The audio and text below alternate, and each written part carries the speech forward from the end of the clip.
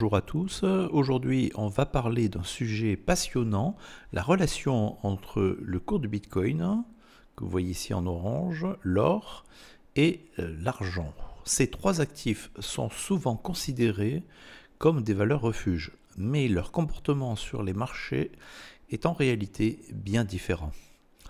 Et comprendre ces différences, c'est souvent la clé pour anticiper les grandes phases du bull run crypto. Alors premièrement, valeur refuge ou actifs à risque. L'or et l'argent sont des actifs tangibles, physiques, reconnus depuis des millénaires comme des réserves de valeur. Ils protègent contre l'inflation, la dévaluation monétaire et les crises financières. Ce sont des valeurs refuges. Quand les marchés actions chutent ou que l'incertitude monte, les investisseurs s'y réfugient. Le Bitcoin, lui, est un actif numérique. Il a des caractéristiques similaires à l'or, offre limitée, résistance à la censure, indépendance des banques centrales, mais il reste perçu par le marché comme un actif à risque, c'est-à-dire plus volatile, plus spéculatif. Autrement dit, quand tout va bien sur les marchés, le Bitcoin explose. Quand la peur revient, il corrige fort. Deuxièmement, corrélation et alternance des cycles. Maintenant, regardons ensemble sur ce graphique. Ici, donc, en jaune, on a l'or, avec mon analyse héliotiste et les différents niveaux de Fibonacci. En gris, nous avons l'argent, qui est fortement corrélé au cours de l'or. Et enfin, en orange, nous avons ici le cours du Bitcoin. Alors, ce qu'on remarque, c'est que le Bitcoin a tendance à suivre les métaux précieux dans un premier temps. On le voit par exemple ici. Là, on voit que le cours de l'or monte et le cours du Bitcoin monte aussi. On le voit ici aussi. Le cours ici est à la hausse. Et nous avons eu ici la reprise haussière du bull run après cette période de bear market. De nouveau ici et ici. Nous voyons qu'il y a corrélation entre le cours de l'or et de l'argent. Et celui du Bitcoin, c'est assez flagrant. On le voit aussi ici. Donc là, le cours monte. Et ici aussi, le cours monte. Donc le Bitcoin a tendance à suivre les métaux précieux dans un premier temps. Mais qu'ensuite, il s'en détache quand l'or se retourne à la baisse. Alors on le voit ici, vous voyez que l'or s'est retourné à la baisse. Et pendant que nous avons eu ici cette phase corrective, cette structure corrective qui est venue se former sur l'or, eh bien nous avons eu ici la phase la plus intéressante du bull run. Donc ici on était en 2011-2012 jusqu'en 2013. Vous voyez que le cours du Bitcoin est allé de 4000 et quelques à 9000 et quelques dollars. Typiquement, au début d'un bull run, donc ça c'est ce qu'on peut constater, vous voyez qu'ici on est au début d'un bull run par exemple, ici aussi, donc au début d'un bull run, l'or monte, donc on le voit ici, ici, ici, souvent en anticipation d'une politique monétaire plus souple ou d'une inflation future. Le Bitcoin, encore perçu comme une version numérique de l'or, monte en parallèle. Donc on le voit encore ici et là, etc. Les investisseurs commencent à accumuler les deux. Ils investissent à la fois dans l'or et dans le Bitcoin. Mais ensuite, quand l'or atteint un sommet et commence à corriger, donc on le voit ici, l'or a atteint un sommet, on le voit ici, on le voit ici, et normalement nous devrions le voir aussi ici. Donc lorsque l'or atteint un sommet et commence à corriger, alors les capitaux sortent du métal précieux et une partie se déplace vers les actifs plus risqués, comme le Bitcoin et les altcoins, mais aussi les actions. C'est à ce moment-là que débute la phase la plus explosive du bull run crypto, comme on le voit encore, voyez, ici. Donc ici, bougie rouge, bougie verte, bougie rouge, bougie verte, bougie rouge, bougie verte. Celle où l'on voit les nouveaux ATH, donc ATH, je rappelle que ça signifie All Time High, Et notamment aussi, bien sûr, parce que c'est ça qui nous intéresse, allez voir la vidéo précédente, ce qu'on appelle l'alt-saison. Donc c'est lors de cette phase ici, comme ça a été lors de cette phase ici, celle-ci, ou encore celle-là, que nous avons vu les altcoins former des ATH toujours plus haut. Alors troisièmement, la situation actuelle du marché. Donc la situation actuelle du marché, vous voyez, elle est ici. Elle est représentée sur ce graphique, dans cette zone ici. C'est ça qui va nous intéresser maintenant. Regardons le cycle actuel. Donc contrairement au précédent cycle, l'or et l'argent ont connu une forte hausse en même temps que le Bitcoin. On le voit, vous voyez, donc là, le Bitcoin est venu former ici son bottom, d'ailleurs en même temps que l'or et que l'argent, alors que les autres fois, le bottom sur le Bitcoin était en décalé par rapport ici à celui de l'or. On avait d'abord eu le bottom sur le Bitcoin et ensuite sur l'or et sur l'argent. Vous voyez qu'ici, en 2018, ça a été l'inverse. On a d'abord eu un bottom sur l'or et ensuite sur le Bitcoin. Or ici, le bottom est survenu, vous voyez, à peu près, à quelques jours près, durant la même période. Et ensuite, on est entré ici avec l'or, dans la formation de cette vague 5 ici en bleu, elle-même formée par les sous-vagues 1, 2, 3, 4, 5, donc une impulsive haussière. Et là, le cours de l'or n'arrête pas de monter. Et vous voyez, pareil avec l'argent, puisque l'argent est venu même former un nouvel ATH par rapport ici à son ATH de... alors là, nous étions en avril 2011. Donc là, vous voyez qu'il s'est écoulé 16 ans avant que le cours de l'argent ne vienne former un nouvel ATH. Donc c'est vraiment un moment historique. Et là, tout porte à croire que le cours est sur le point de se retourner sur les métaux précieux.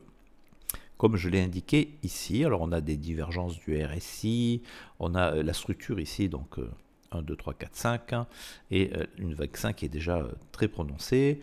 On a ici, vous voyez... donc, puisqu'ici il s'agit d'une vague 3, ici en blanc, donc j'ai ce Fibonacci, et lorsque ici on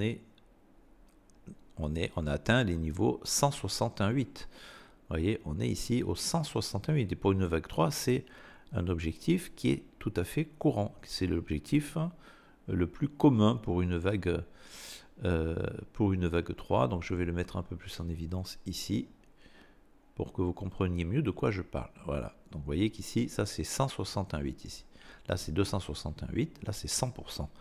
Et vous voyez que le haut de notre vague 3 ici, puisque nous avons déjà eu avec l'or la formation d'une grande vague 1, puis 2, 3, ensuite 4 et 5, eh bien nous sommes là précisément à ce niveau des 161,8 qui est un niveau clé. Avec aussi, vous voyez ici, donc les ultimes vagues haussières, de la sous-vague 5 ici en vert, et vraiment là il est fort à parier que le cours sur les métaux précieux est sur le point de se retourner pour venir former ici une vague 4 avec une structure corrective, probablement un zigzag, et ici pareil avec le cours de l'argent, nous devrions entrer aussi en phase de bear market. Quoi qu'il en soit, ici, le cours n'a pas cessé, n'a pas eu de cesse de monter sur l'or comme sur l'argent. Et le cours du Bitcoin a suivi. Mais nous n'avons pas encore eu vraiment de vraie halte saison lors de cette phase-là. Donc on va dire que c'est une première phase du bull run qui est très longue par rapport aux phases précédentes. Mais il nous faudrait voir maintenant la parabole, une parabole se former, la fin de la parabole, la phase la plus verticale sur le Bitcoin, pour venir eh bien, entamer et commencer la halte saison. Donc quoi qu'il en soit, ce qu'on peut dire, c'est que nous sommes dans une phase de corrélation positive inhabituelle, assez inhabituelle parce qu'elle est très longue, où les investisseurs cherchent à se protéger tout en restant exposés à la croissance des actifs alternatifs. Donc ils investissent à la fois dans l'or et l'argent, mais aussi dans le Bitcoin, mais pas encore trop dans les altcoins d'ailleurs. Mais bon, là on voit que il y a vraiment une corrélation très forte entre le cours de l'or, de l'argent et du Bitcoin. Maintenant, si l'on observe bien les graphiques de l'or et de l'argent, on voit des signes d'essoufflement ici, la résistance majeure testée, les volumes en baisse, la divergence baissière sur le RSI, etc. Autrement dit, on est probablement en fin de cycle haussier sur les métaux précieux. Donc ça, c'est ce que personnellement je soutiens dans cette vidéo. Et si ce scénario se confirme avec, vous voyez ici, la formation d'une vague corrective sur l'or et sur l'argent dans les semaines à venir, alors historiquement, c'est le moment où le Bitcoin entre dans sa phase la plus explosive et qui est celle du bull run principal et qui est celle de la halte saison. Et je vous rappelle qu'ici, nous avons en tout cas, allez voir mes 2 dernières vidéos, mais notamment l'avant-dernière, où je soutiens l'idée selon laquelle le bull run, le cycle actuel, ira jusqu'à janvier-février 2026, voire même au-delà, hein, mais en tout cas au moins jusqu'à janvier 2026. Alors en résumé, la mécanique des cycles, phase 1, montée conjointe, vous voyez ici, montée conjointe de l'or et du Bitcoin. Recherche de refuge contre l'inflation, accumulation. Phase 2, retournement de l'or, on le voit ici, on le voit ici, on le voit ici, et on devrait le voir ici. Les capitaux qui se déplacent vers les actifs risqués comme les actions et le Bitcoin et les altcoins. Et enfin, phase 3, explosion du Bitcoin, ici. Nouveau sommet historique, euphorie du marché. Ça, on ne l'a pas encore eu, pour moi, on n'en l'a pas encore eu. Et il nous faut maintenant arriver là à la phase la plus explosive du bull run. Et si l'histoire se répète, ou au moins rime, alors la prochaine grande vague haussière du Bitcoin pourrait justement se déclencher au moment où l'or commencera à corriger. Conclusion, surveillez bien les graphiques de l'or. Son retournement pourrait être le signal que le bull run crypto entre dans sa deuxième phase, ou dernière phase. Le Bitcoin, en ce sens, agit souvent comme un pont entre la valeur refuge et la spéculation, entre la peur et l'euphorie.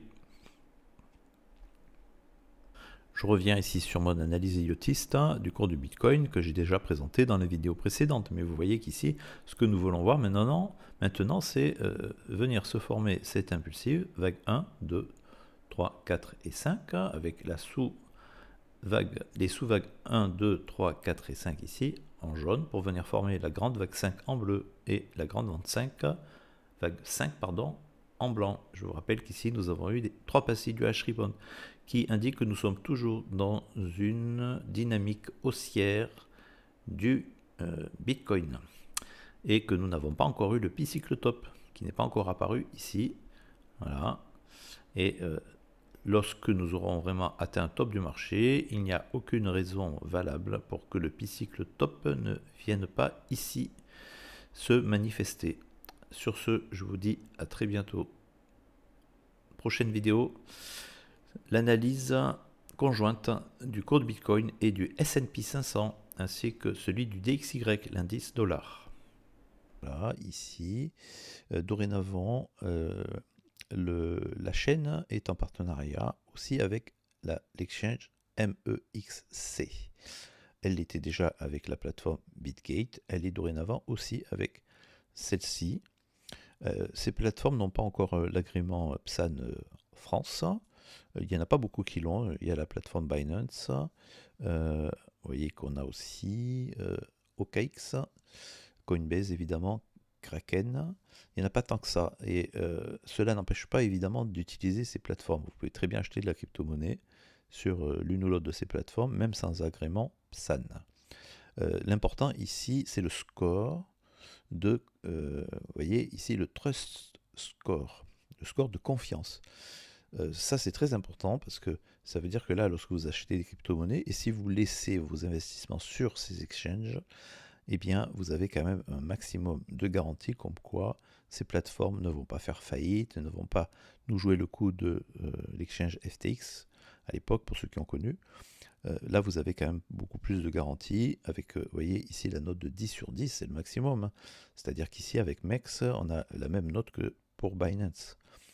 D'ailleurs, pareil pour Bitgate. Donc, sachez que vous avez en description de cette vidéo des liens d'affiliation qui vous permettront si vous n'avez pas encore de compte, eh bien d'avoir des bonus, des avantages. Avec chacune d'elles, tout ceci est en description de la vidéo. Sur ce, je vous dis à très bientôt. En conclusion, je vous rappelle que la chaîne est en partenariat avec l'exchange BitGate. Mieux vaut ne pas mettre tous ses œufs dans le même panier et avoir plusieurs exchanges est tout à fait opportun.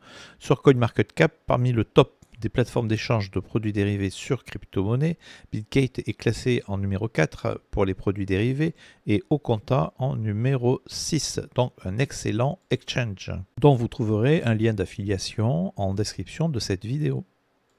Alors je vous invite aussi à nous rejoindre sur le Discord de la chaîne où, moyennant un don, vous aurez accès à l'intégralité des salons de la chaîne avec l'analyse technique et fondamentale d'une centaine de crypto-monnaies classées par capitalisation. Vous voyez que vous avez les large caps, mid caps, low caps et puis même les very low caps et les nano caps. Sachez aussi que moyennant un don, vous pouvez vous procurer le PDF de la chaîne qui compte actuellement 150 pages avec toutes les règles d'Elliott en français avec aussi d'autres méthodes d'analyse.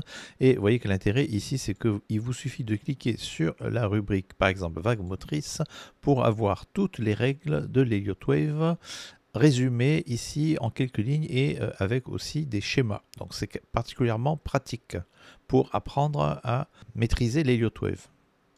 Enfin, vous pouvez nous rejoindre sur le compte Twitter de la chaîne qui compte actuellement, vous voyez, 1700 abonnés et avec ici des mises à jour régulières sur notamment l'analyse technique du Bitcoin mais aussi d'un certain nombre d'altcoins et c'est tout à fait complémentaire avec le Discord et la chaîne YouTube.